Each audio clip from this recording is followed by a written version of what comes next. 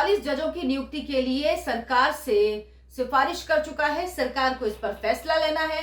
इस मामले में सुनवाई हुई सुप्रीम कोर्ट में। क्या कहा गया सुप्रीम कोर्ट की तरफ से और सरकार की तरफ से क्या पक्ष रखा गया कि इन 148 जजों की नियुक्ति कितनी समय सीमा में हो जाएगी, समय सीमा को लेकर अदालत की तरफ से क्या कहा गया, ये सब कुछ आज आपको इस वीडियो में बताऊंगी। नमस्कार, बहुत बहुत स्वागत है आपका। आपके साथ मैं हूं अर्चना सिंह। 148 जजों की नियुक्ति होनी है। सिफारिश कॉलेजियम कर चुका है, जिसमें 5 सुप्रीम कोर्ट के जज और 3 अलग अलग हाई कोर्ट के चीफ जस्टिस को नियुक्त किया जाना है। इस मामले को लेकर जस्टिस संजय किशन कौल की सिंगल जज की बेंच सुनवाई कर रही थी। इसमें पेश हुए अटॉर्नी जनरल आर वेंकट रमणी ने आश्वासन दिया है इस बेंच के सामने कि जो स्थिति है उसको जल्द से जल्द सुधारा जाएगा। जो समय सीमा अदालत की तरफ से दी गई है उस समय सीमा के अंदर ये नियुक्तियां की जाएंगी। जो अदालत द्वारा सुझाए हुए नाम हैं उन नामों को जल्द से जल्द क्लियर किया जाएगा जो समय सीमा है उसके अंदर। लेकिन कोर्ट ने कहा कि जो करंट सिचुएशन है, जो अभी की स्थिति है, वो स्वीकार करने योग्य नहीं है। कॉलेजियम नियुक्ति के लिए सिफारिशें कर रहा है लेकिन सरकार उसे जल्दी फाइनल नहीं करती। इस पर एजी ने कहा कि 44 नाम आज यानी शनिवार को फाइनल कर दिए जाएंगे। तो फिर बेंच की तरफ से सवाल किया गया कि बाकी 104 नामों का क्या, क्योंकि टोटल 148 नाम है। उन्होंने कहा कि मेरे पास कुछ इनपुट है लेकिन मुझे कुछ समय की जरूरत है, यह अटॉर्नी जनरल की तरफ से कहा गया। सुप्रीम कोर्ट ने कहा वो ठीक है लेकिन इसमें किसी तरह की कोई देरी नहीं होनी चाहिए क्योंकि ये ठीक नहीं लगता।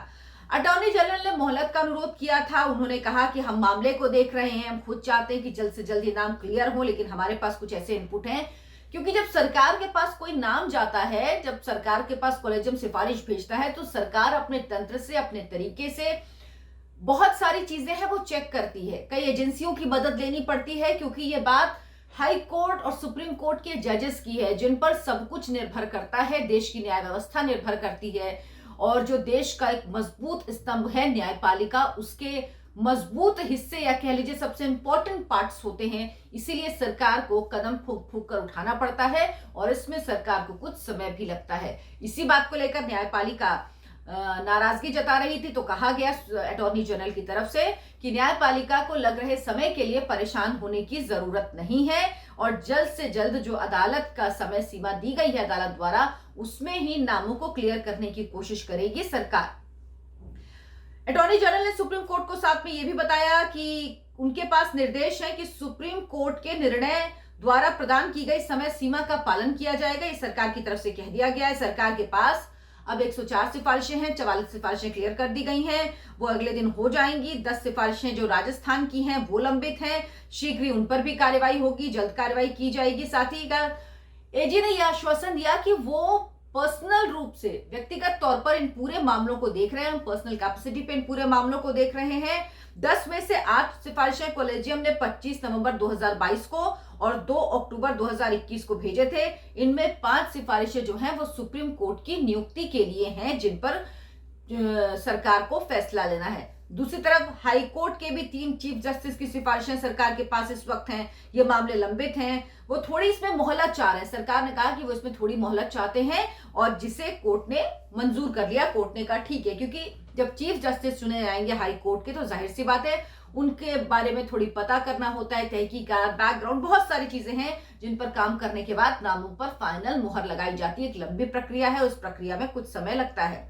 3 मुख्य न्यायाधीशों के संबंध में हमने सिफारिश की है, इस पर कोई इनपुट है तो हमें बता दें आप। तो साथ ही ये भी कहा गया कि अब जब प्रमोशन होगा तो उसके बाद जो पोस्ट खाली होंगे उनको लेकर भी चिंता है, उनको किस तरह से भरा जाएगा। तो इसीलिए ये कहा गया सुप्रीम कोर्ट की तरफ से कि सरकार जल्द से जल्द इस मामले में काम करे। दूसरी तरफ सरकार की तरफ से कुछ समय मांगा गया है। 104 नाम अभी भी और लंबित हैं और इसके बाद और रिक्तियां हो सकती हैं, तो इन सब को लेकर चिंता जताई गई। लेकिन जिस तरह से सरकार और सुप्रीम कोर्ट दोनों की तरफ से जो ये बात हुई, जो अदालत में ये दलील हुई, जो अदालत में सुनवाई हुई, उसमें जो माहौल था या जिस तरह से पक्ष पेश किया गया अटॉर्नी जनरल की तरफ से और जिस तरह से सुप्रीम कोर्ट की तरफ से मोहलत दी गई, उसमें लग रहा है कॉर्डियल तरीका है इस समस्या से निपटने का।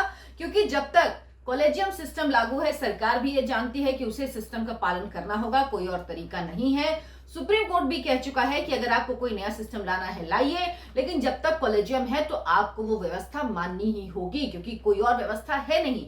सरकार दूसरी तरफ डर रही कि अगर वो कॉलेजियम की जगह कुछ और लेकर आएगी तो कहीं सुप्रीम कोर्ट एक बार फिर से उसे निरस्त ना कर दे, जिस तरह से पहले एनजेएसी को किया गया था। लेकिन ये मान लीजिए, ये तय है कि कोई ना कोई नया सिस्टम आएगा। थोड़ा वक्त इसमें लग सकता है, लेकिन जजों की नियुक्ति लंबे समय तक कॉलेजियम सिस्टम से नहीं होने वाली। सरकार इस सिस्टम में जरूर कुछ ना कुछ बदलाव करेगी और इस दिशा में काम भी चल रहा है। सारे स्टेक होल्डर्स हैं, उनको साथ लेना, उनसे बात करना बहुत जरूरी है, क्योंकि जब खुद जज ही कह चुके हैं कि ट्रांसफर पोस्टिंग में सही तरीका अपनाया नहीं जाता, कॉलेजियम मनमानी करता है या कॉलेजियम में फेवरिज्म होता है, तो उसके बाद सरकार का कदम उठाना भी लाजमी ही है। अगर आपको मेरा वीडियो पसंद आया हो तो लाइक करें, शेयर करें और मेरे चैनल को सब्सक्राइब जरूर करें। नमस्कार।